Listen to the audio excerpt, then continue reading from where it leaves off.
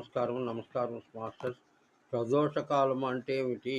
తర్వాత ప్రదోష కాలంలో శివారాధన చేయాలా? ఇంకే దేవుడిని పూజించకూడదా? అనేటువంటిది ఒక చిత్రమైన ప్రశ్న.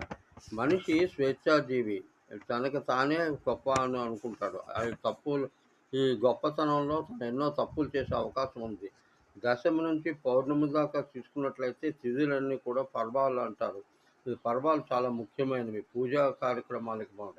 దశమి, ఏకాదశి అందరూ దశమి ఉపయోగించుకుంటారు లౌకిక కార్యాలకి. ఏకాదశిని అలౌకిక కార్యాలకు ఉపయోగిస్తారు. విష్ణు ఆరాధన చేస్తారు. కానీ ఏంటంటే త్రయోదశి అనేటువంటిది మన్మథ తిథి.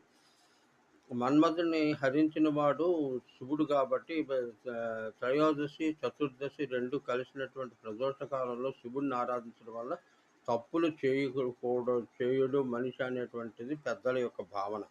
దాని నుంచి ఏంటంటే